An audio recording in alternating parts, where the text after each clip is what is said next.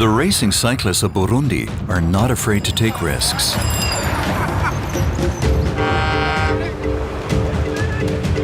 Whoever wants to transport goods in Burundi does so by bike. Distances are short. Burundi is one of the smallest countries in Africa.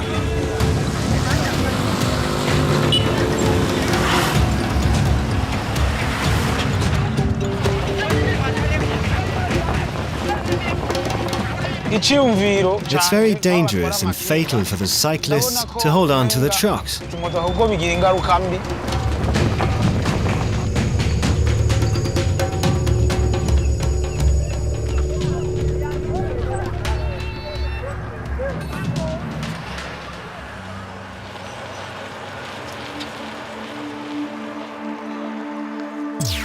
Burundi lies in the heart of Africa. The main traffic route winds itself from the Rwandan border down to Tanzania. The first section of the route leads from Kayanza to Bugurama.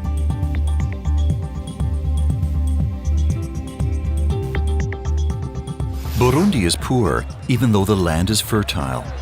On the northern plateau, mostly bananas are grown, dozens of different types. Bananas are the staple food in Burundi. At the outskirts of Kayanza, the biggest city in this region, the farmers sell them to middlemen.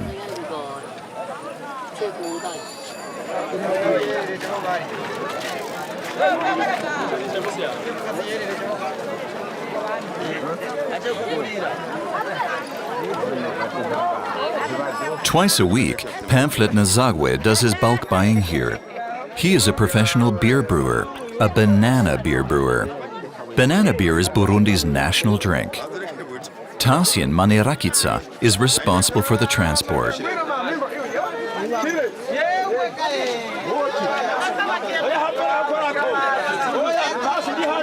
Farmer Pamphlet does not dare to cycle the loaded bike himself. Even if you're an experienced rider, you put your life at risk.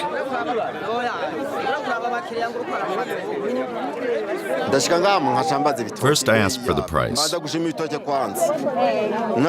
I buy 3 types, just 3. A sweet type of banana, a flowery one, and one that's less dear. Obviously, the mixture is important. The beer is supposed to be tasty.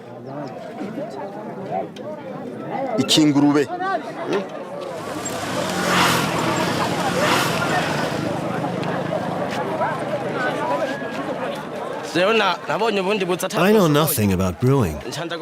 That's why I'm a driver and I'm happy to be able to transport Pamphlet's bananas. That's how I struggle along. Whenever he is not transporting bananas, Tharcien offers rides on his bicycle taxi.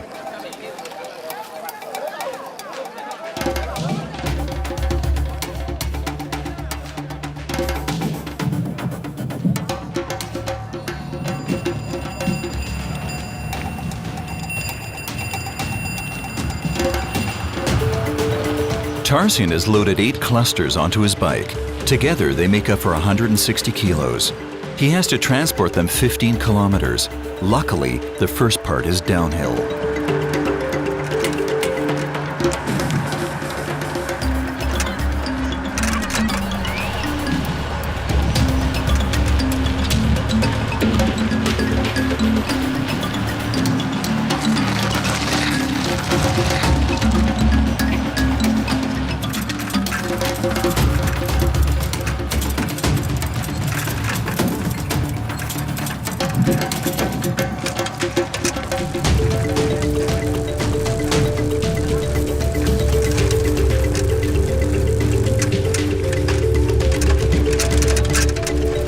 Three kilometers from his destination, there is a long ascent. Now Tharcien must really pedal.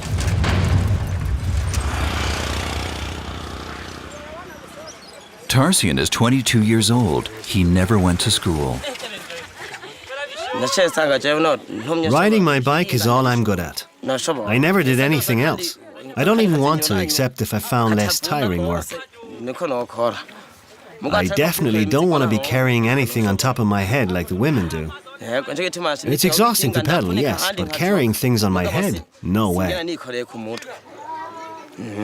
After 45 minutes, Tharcien reaches his destination, the banana beer brewers' village.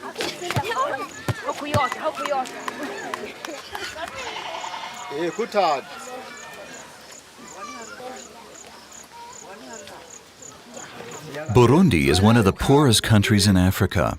Owning a bike is worth a great deal here. But Tharcien must already support a wife and 2 kids in his early 20s.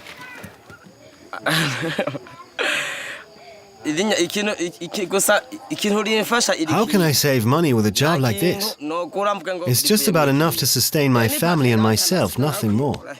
Look, I can't even afford new trousers. I am no dreamer. This job holds no future whatsoever.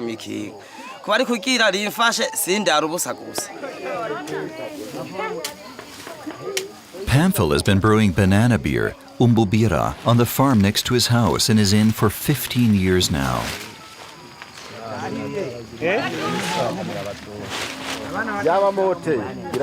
He lets the bananas ripen in a pit for another week. The farmer can only process the bananas if they have developed enough sweetness. Otherwise, the fermentation process might not take place properly. Bananas with a thick skin are especially well suited for producing banana beer.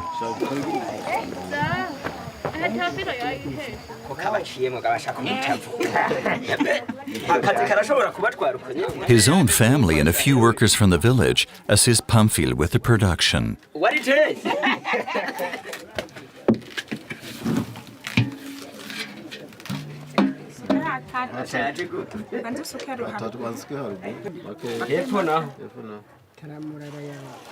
The workers use fresh, cleaned hay to help them squeeze out the liquid. The hay also creates Pamphil's banana beer's special flavor.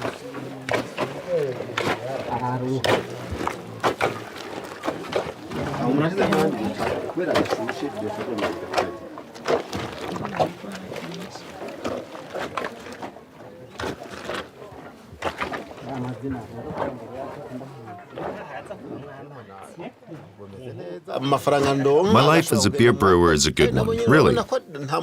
I make good money and I'm able to pay the workers' wages. I will never be rich, of course. I mean, we can't afford to buy new shoes and things like that. But I don't have to go around stealing things. The family has enough to eat, and we can send the kids to school. Nobody tells me what to do, and I don't need to go chasing after my money. I am my own master.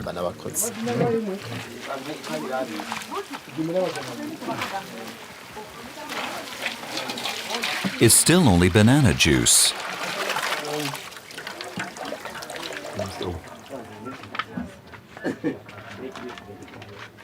To turn it into beer, the liquid has to be stored for a few days. The brewer's yeast allows for fermentation. It takes 2 days for the beer to be right. 2 bottles of this and everything spins round. But right now it's unfermented. It doesn't make you tipsy. But the beer Pamphil serves in his inn does. He doesn't know the alcohol percentage. He never measured it.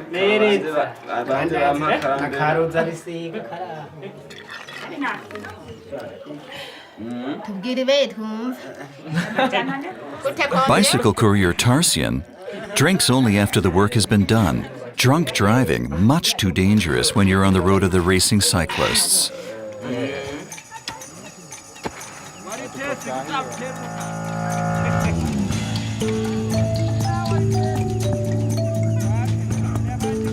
Here in the north, not only bananas are grown, but also coffee, tea, and rice.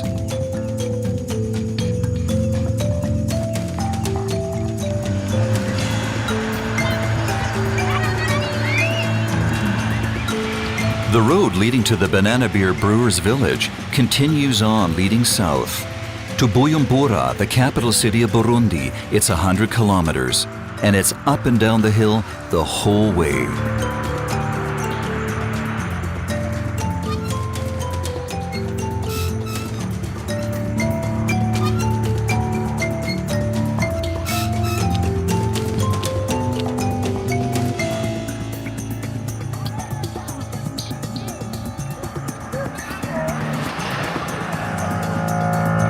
The road serves as a transit route between Rwanda and Tanzania. Antoine Kabura has been driving it for 10 years with his truck. Normally, he only drives during daytime. Driving at night would be too risky.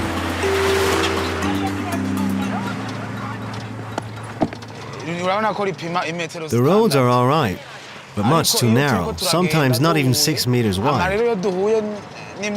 Oncoming traffic often poses problems. You must always avoid the potholes and these many bends. Luckily, I'm a good driver, but for a main road, it's definitely too narrow.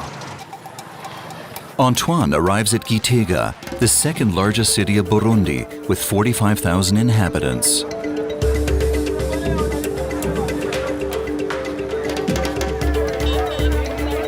Alex Iradukunda works as a reporter for the local radio station, Humorisa. Her job is to report on the traffic, which primarily means the situation for the cyclists. Tell me, what are the difficulties? For us cyclists, the trucks are worse. They make life difficult for us.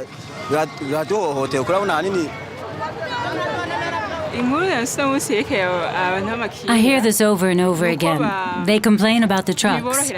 It really is a tough and exhausting job. Not to mention the bike thieves. Their numbers are increasing. It's bad when the bike is gone. And don't forget the accidents and injuries.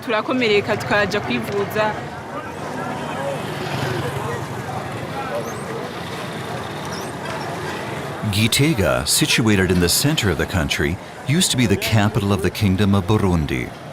It was also the administrative center at the turn of the century, from the 19th to the 20th century, when Burundi was a German colony. Today, the city is an important traffic junction.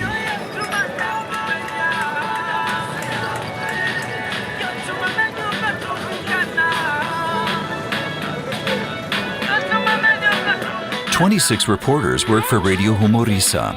Alex is done with her report on the cyclists.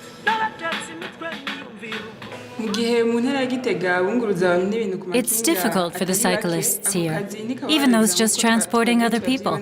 But for those who transport bulky goods, it's even more difficult. But they have no choice. Their wives and kids need something to eat.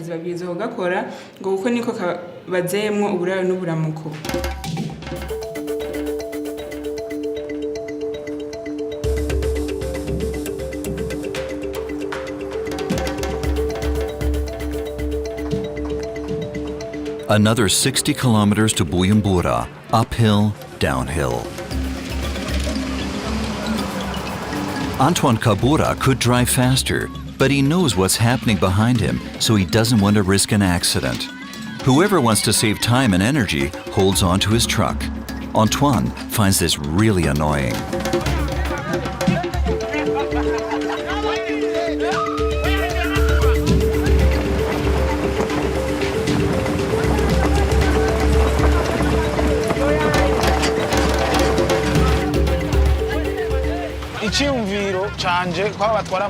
What they are doing poses a lethal hazard, not only for them, but also for us truck drivers.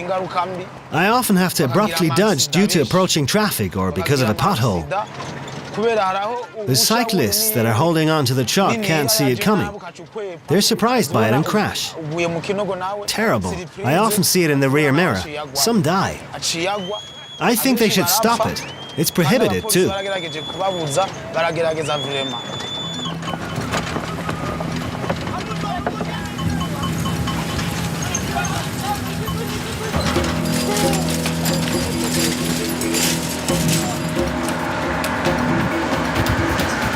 Eric Nitsitunga has been transporting bananas from the north to the capital for 5 years.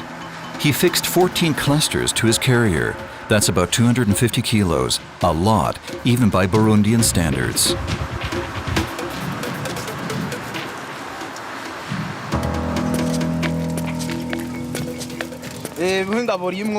I have to tie the bananas to the carrier in such a way that the center of gravity lies in the middle. One mistake, and I would lose my balance in the curves and crash. I also have to make sure that the bananas don't get bruised.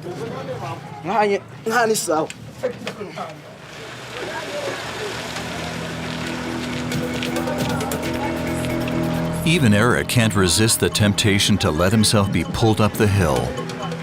It doesn't always turn out well.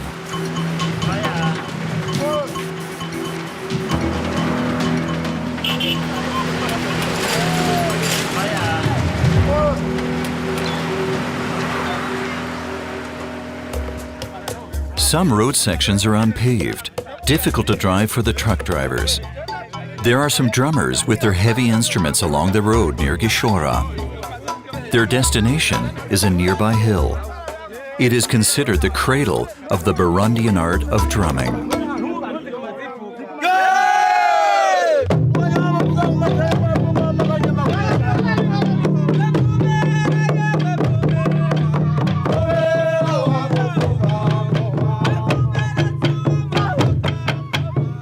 They used to perform before the kings. Today, they play the drums for whoever pays and to preserve peace. Just a few years ago, Burundi saw the end of a long civil war.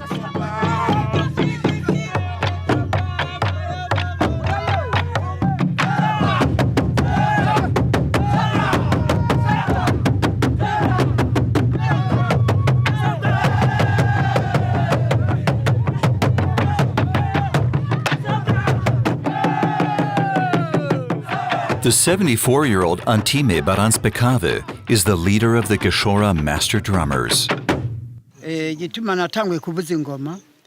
I became a drummer because my ancestors were drummers. My great-grandfather, my grandfather, my father. They all drummed for the kings. This tradition must survive.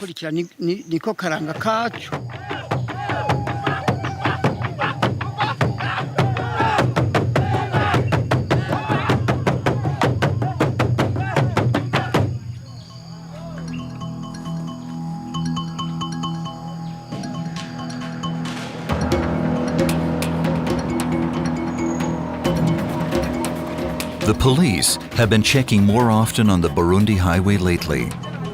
A welcome opportunity for the street vendors to offer their products. A nuisance for the drivers. Security check. The horn, blinkers, and headlights. I check the papers and inspect the vehicles. It's all about increasing safety on the road.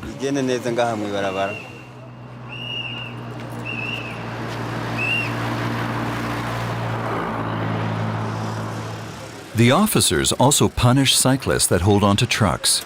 Whoever gets caught must pay a fine. Eric, the courier, puts up with that.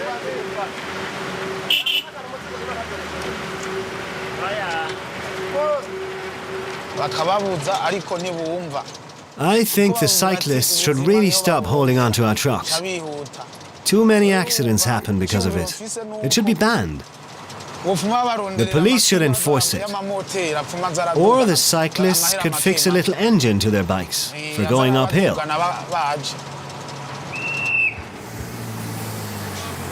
Eric heard the policeman's whistle just in time to let go.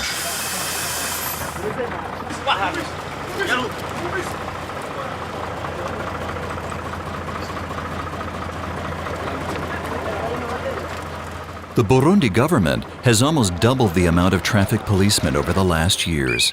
Too many accidents occur on the roads in Burundi, also due to technical defects. But the main problem are the racing cyclists. More action should be taken against these cyclists holding on to trucks. It's simply too dangerous. It is prohibited, but they just won't respect us.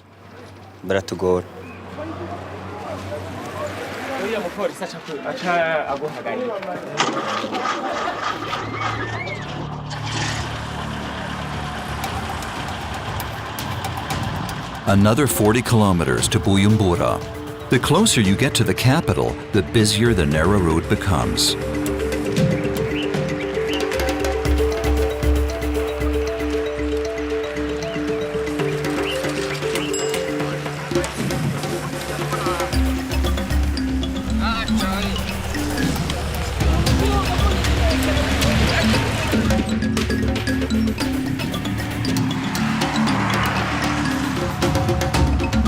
The Kibera National Park, with its 400 square kilometers, runs along a small side road.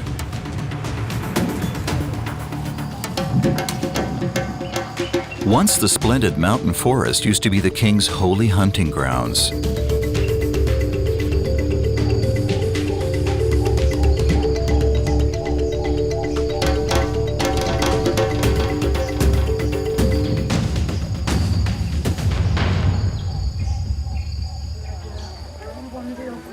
The Batwa live in a small village close to the national park in Busikera. Up until a few years ago, the hunters and gatherers lived in the midst of the rainforest. In 2007, the government decided to transfer them to the area next to the main road. Viola Iduvimana is 40 years old and has 8 kids. I was born and raised in the jungle. This life is not easy. We have to collect wood and have to fetch water from far away. That's exhausting. But I enjoy the pottery. I learned it when I was a kid, watching my mom work. Now I can sustain my family with my pottery. I'm teaching my kids how to do it too. That's why it's going so well for us here.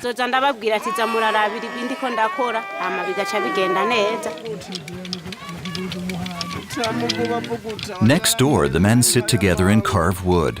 They have lost their traditional hunting grounds since the resettlement. But being so close to the main road opens new opportunities for them and their families. They can now sell their carvings and pottery to travelers.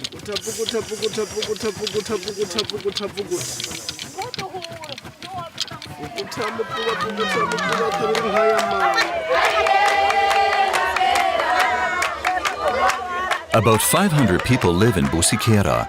More than half of them are children. Apart from their handicrafts, the Batwa are farmers and breed cattle on the land they were granted by the government.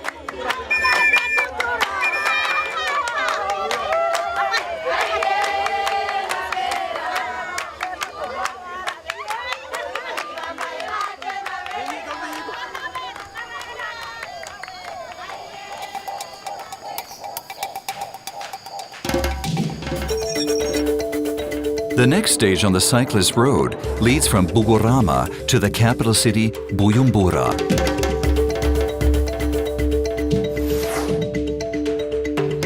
Already early in the morning, the first cyclists are on their way to supply the markets. The Bugorama cyclists are famous throughout the whole country. They transport the heaviest and bulkiest goods and are the fastest riders. Bugorama, situated at the southern tip of the Kibera National Park, is a traffic junction. 2 federal roads meet here and unify to lead to the capital of Burundi.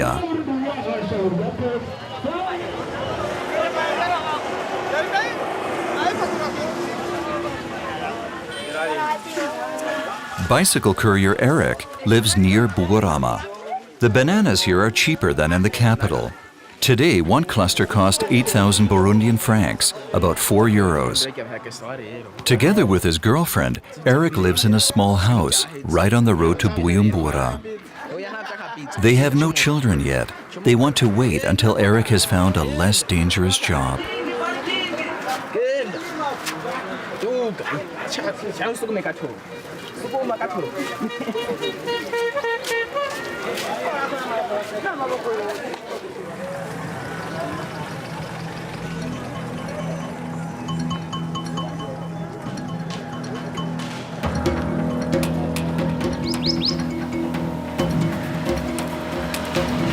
The 200-kilo load literally pushes Eric downhill. He quickly reaches speeds of up to 60 to 70 kilometers an hour. He can't apply the brakes. His tires would burst.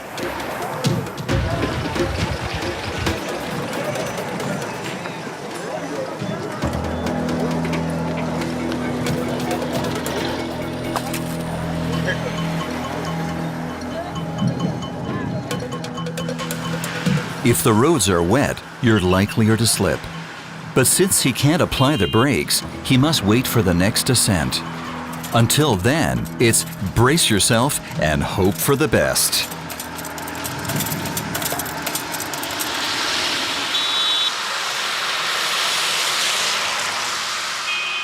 Nobody knows just how many accidents occur and how many cyclists are actually involved. There is no such thing as traffic statistics in Burundi. Often the poor condition of the bikes is responsible.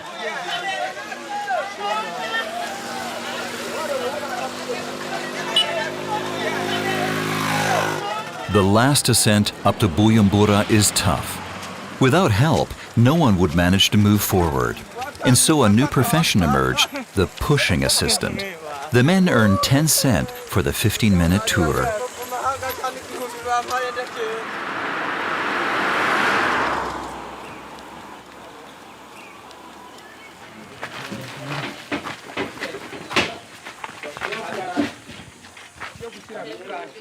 At the end of the long ascent, a little shop offers food and beverages. Eric doesn't always have enough money to buy something for himself after this exhausting ascent. Lucia, the shop assistant, knows Eric and puts it on the tab if he can't pay. She feels for the cyclists.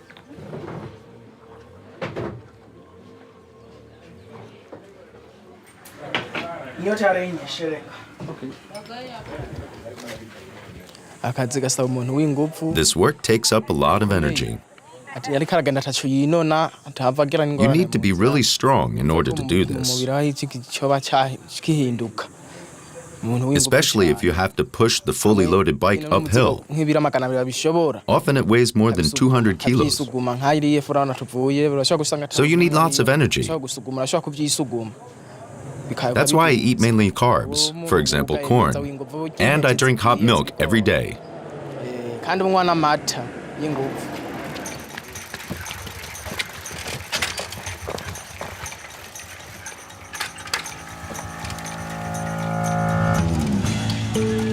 From here to Bujumbura is another 15 kilometers, and it's only downhill.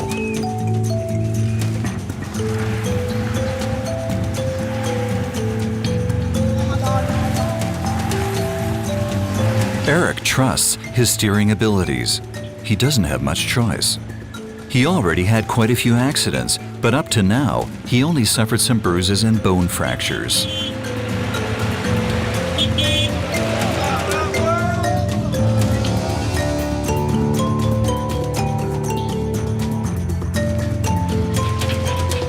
Arrival in Bujumbura. The cyclists have to push their way through the traffic of this lively metropolis.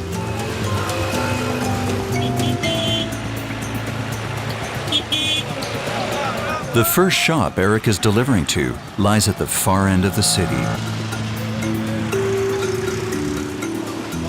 There are many little shops and restaurants along the capital streets. Most of them can't afford professional advertising. That's why they hire artists like Clovis Milamwi. The 26-year-old makes a living of that.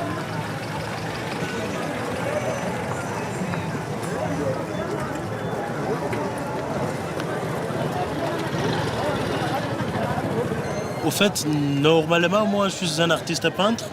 I'm an artist. But if people ask me, I'd also do ads for them.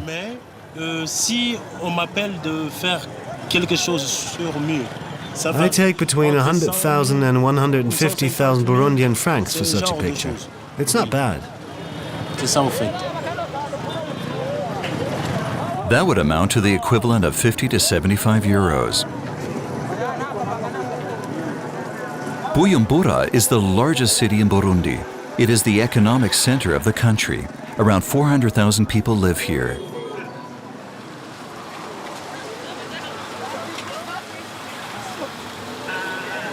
It takes a very specific technique to park the bicycle in such a way that it doesn't fall down with the 200-kilo load on it. 5 times a week, Eric delivers 2 banana clusters to the little shop. For each cluster, he gets 12,000 Burundian francs.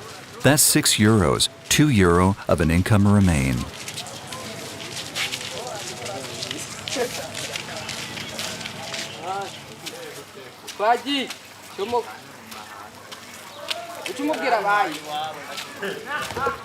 Here in the heavy traffic of the city, the challenge for Eric is of a different kind compared to his cross-country ride. It's not about steep ascents, downhill racing, or the struggle with truck drivers and the police. The difficulty lies in maintaining the balance and being careful not to get hit by other vehicles, because then he'd fall.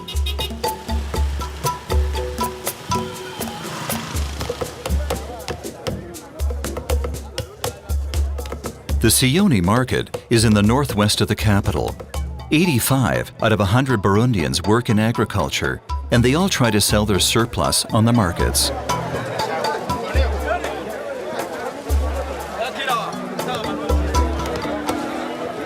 Since the main market in the city center burnt down in 2013, the number of traders and customers at the Sioni market has doubled. One of the reasons being the government banning the street trade. Everyone had to turn to the remaining markets.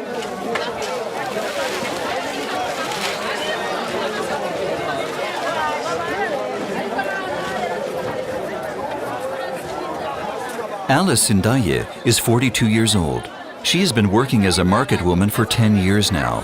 When the main market burnt down, she not only lost both of her stands, but all her goods went up in flames too. She had to start again from scratch.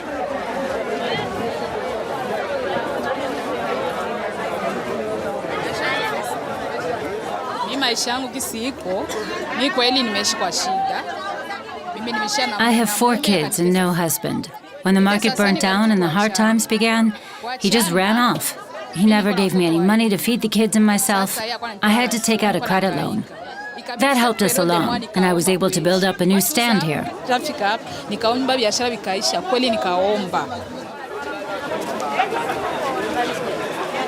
Eric delivers bananas to Alice as well. Today he is running late due to the rain. Normally he would get 15,000 Burundian francs for a cluster of bananas.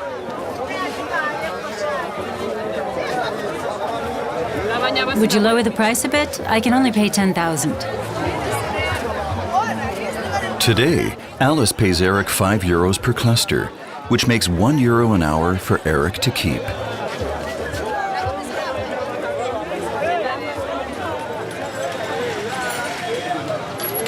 With the thousands of cyclists in Burundi, there is always something to repair or to patch. You'll find bicycle repair shops everywhere in Burundi, especially near the markets, where most cyclists deliver their goods.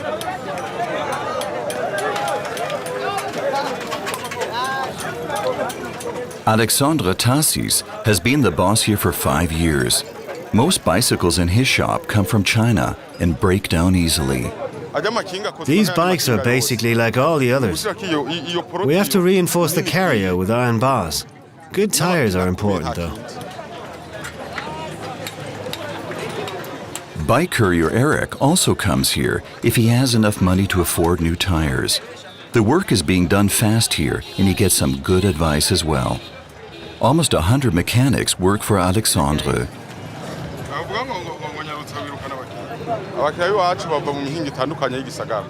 Some customers live nearby, but most of them come from far away. For example, from Gatumba or Bugurama. Some are foreigners coming from the Congo to have their bikes repaired here. They trust me. Eric appears unruffled by the fact that he has to spend a portion of his narrow income in order to keep his bike in good shape. It's very important to change tires. They were totally worn out. If there's rain like today, you can easily slip and fall. The tires burst more easily too, especially when you brake. I already patched the tube 4 times. It's just too dangerous. Eric cycles back to Bugurama on new tires.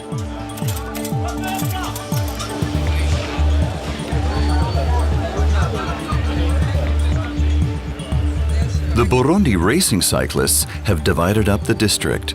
There are those who cycle in from the north and go back in the evening. The others serve the southern route.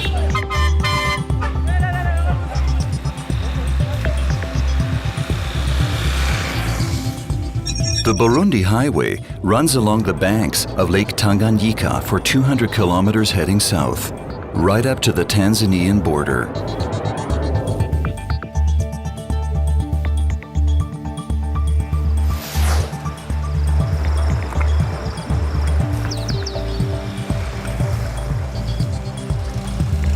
Instead of bananas, people grow lots of oil palms here. They are being transported on bicycles as well. A bunch can weigh up to 50 kilos. The landscape in the south of Burundi is less hilly than in the north, so the bike couriers can travel greater distances, up to 100 kilometers per day. If I don't have so much to carry, I enjoy my work. Like today, that's fine. I'm bringing the fruits to a palm oil factory. I then load the filled oil cans and take them to the market, where they're sold.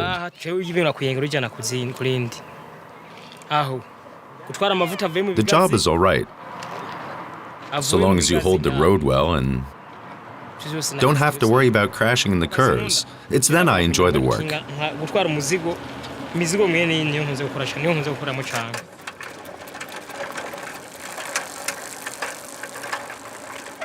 Faustin Dabazanye's palm grove is situated directly on the main road. Together with his son Patrick, he looks for ripe fruits, which he can later process in his palm oil factory, which is 10 kilometers away. Patrick is a gifted climber.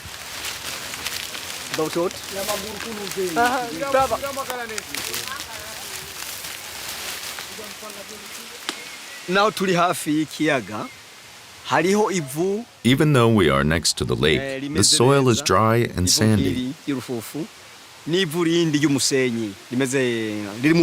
which is not good for the palms. They don't grow properly and bear little fruit. But we are lucky. Our soil contains many nutrients, in spite of the nearby lake. That's why our palms are so tall and strong, and the oil tastes well too.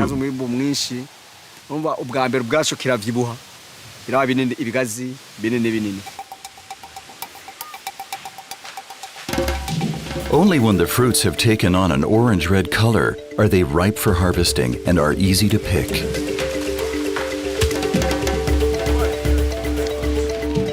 Patrick transports the crop from his father's palm oil grove to the oil factory himself. They have to be kept there for a few days before they can be processed to oil. Patrick much prefers climbing up the trees to carrying the heavy load on his bike.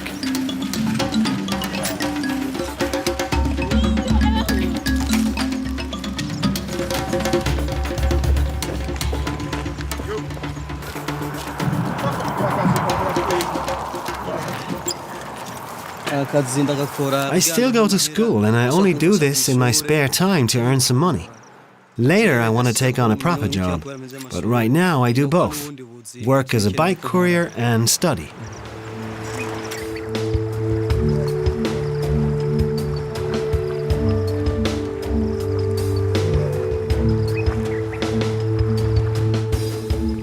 Lake Tanganyika is the second largest lake in Africa. It shapes the landscape in southern Burundi. The riverbank is lined with little fishing villages along the road. Niyongabo slowly comes to life.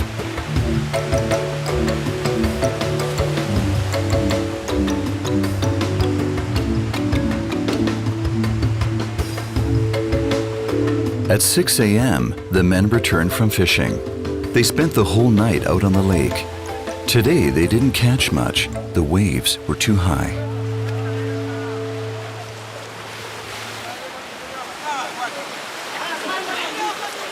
For a few years now, they are only allowed to fish every second week in order to protect the fish stock.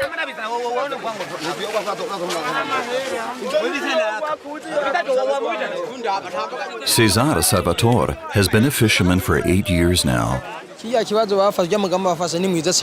I believe the fishing restrictions are a good thing.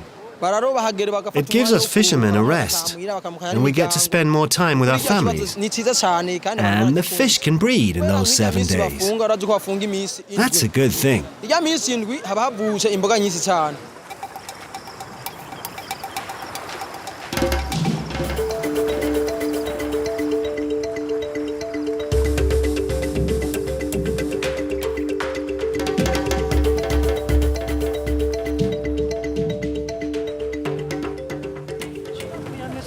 After school, Patrick earns some extra money working as a bicycle courier.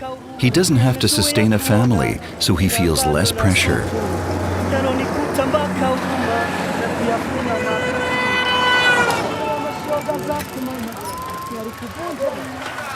The bike courier has arrived at Faustin's palm oil factory.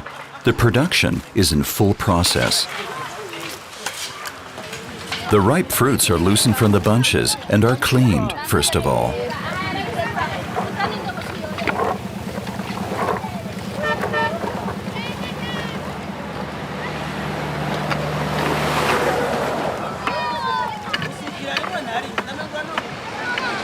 The oil manufacturer has meanwhile gotten used to the traffic and the ado on the adjacent road.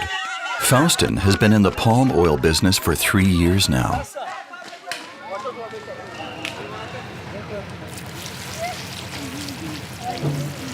The oil palm means a lot to us. It always gives us oil, which we can use for cooking. We use the palm fronds as broomsticks. The remaining pips we use to make soap or shampoo. The fibers, also a byproduct, help to light a fire, and oil palm provides everything we humans need.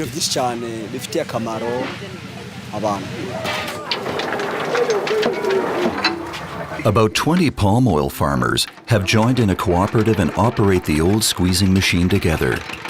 Everyone can process his own fruit there.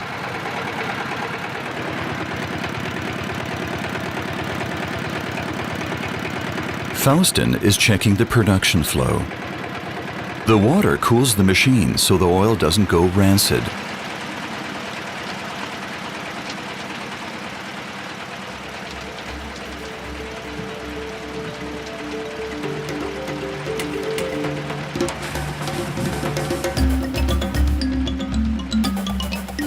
"20 families make their living from this. Their existence, as well as the economy of the whole country, depends on the timely deliverance of fresh supplies."